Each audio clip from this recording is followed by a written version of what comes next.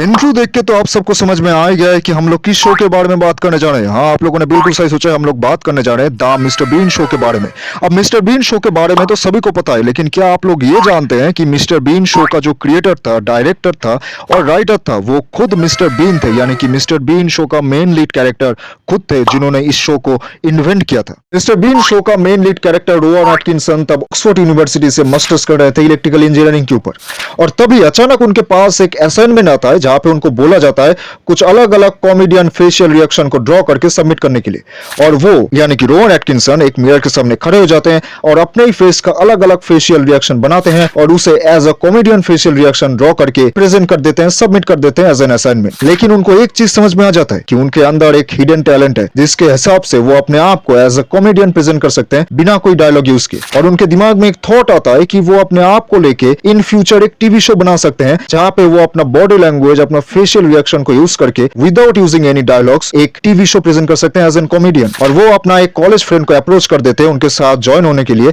As an writer. TV show बनाना इतना भी आसान नहीं था, इसके लिए चाहिए था एक प्रॉपर स्क्रिप्टिंग, प्रॉपर प्रेजेंटेशन, जिस बारे में रोवन एटकिंसन को इंस्पायर किया था जैक तती नाम का एक फ्रेंच कॉमेडियन फिल्म, जहां पे यह दिखाया जा रहा था कि एक थोड़ा सा मेंटली इमैच्योर इंसान जो बार बार एक सिंपल चीज को करने का कोशिश कर रहा है पर वो कर नहीं पा रहा, और वही चीज सोसाइटी के बाकी लोग काफी आसानी से कर दे रहे हैं। और ये टोटल चीज को एज अ कॉमेडियन तौर पे प्रेजेंट किया जा रहा है टीवी में, और जिस टीवी शो को लोग काफी ज्यादा पसंद कर रहे हैं और हंस भी रहे हैं इस शो को देख के। वहीं से रोवन एटकिंसन को यह आइडिया आता है कि वो अपने आप को एज अ कॉमेडियन अगर प्रेजेंट करना चाहते हैं तो बिना किसी डायलॉग डिलीवरी के वो अपने बॉडी लैंग्वेज और फेशियल एक्सप्रेशन से एक most popular comedian TV show बना सकते हैं। लेकिन यहाँ पे एक और प्रॉब्लम था, जो प्रॉब्लम था कि इस शो का नाम क्या होगा। पहले तो रोवन एटकिंसन ने सोचा था कि इस शो का नाम होने वाला है मिस्टर व्हाइट, फिर उन्होंने इस शो का नाम किसी एक वेजिटेबल के नाम पे कर दिया, यानी कि मिस्टर कॉलीफ्लावर। उसके बाद जाके इस नाम को चेंज करके किया गया है मिस्टर बीन,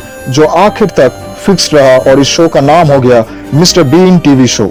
अब अगर आप लोगों को ये सब चीज पहले से ही पता था तो प्लीज मुझे कमेंट करके बताइए, और अगर आप लोग ये सब चीज पहली बार सुन रहे हैं तो इस चैनल को एक बार सब्सक्राइब करके रखिए, क्योंकि ये चैनल ऐसा वीडियो लाता रहेगा।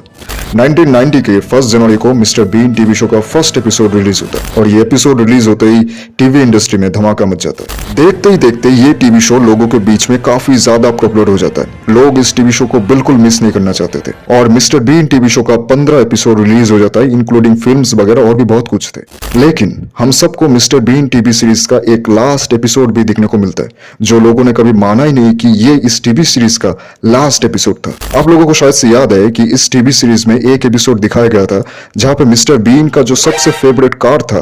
उसको आर्मी टैंक ने कुचल दिया था, यानी कि डिस्ट्रॉय कर दिया था। हाँ, आप लोगों ने बिल्कुल सही सोचा, वही एपिसोड था मिस्टर बीन टीवी सीरीज का लास्ट एपिसोड, जब मिस्टर बीन एक पेस्ट्री शॉप में पेस्ट्री खा रहे थे और अचानक से उनका फेवरेट कार को डिस्ट्रॉय किया जाता है आर्मी टैंक के द्वारा। और उसके बाद मिस्टर बीन का जो मेन कैरेक्टर था, यानी कि Rowan Atkinson, mister Bean character से रिटायर हो जाते हैं और अपना अलग अलग फिल्म्स डायरेक्ट करते हैं और उसे एक्ट करके प्रेजेंट करना स्टार्ट कर देते हैं, जैसे कि जॉनी इंग्लिश हो गया और भी बहुत सारे, और वो काफी ज्यादा पॉपुलर भी होते हैं। लेकिन किसको पता है कि Rowan Atkinson in future as a mister Bean वापस भी आ सकते हैं, लेकिन यहाँ पे अभी तक कोई कंफर्मेशन आया तो नहीं है। देखिए, अब ऐसे हजारों टीवी शोज हैं जो हम बचपन में देखते थे लेकिन अचानक गायब से हो गया, और अगर आप लोगों को उन सब के बारे में जानना है और उनको जानना चाहते हैं तो प्लीज इस चैनल को सब्सक्राइब करके बने रहिए, क्योंकि नेक्स्ट वीडियो आने वाला है और भी बहुत सारे मोस्ट पॉपुलर टीवी शोज के बारे में। Thank you.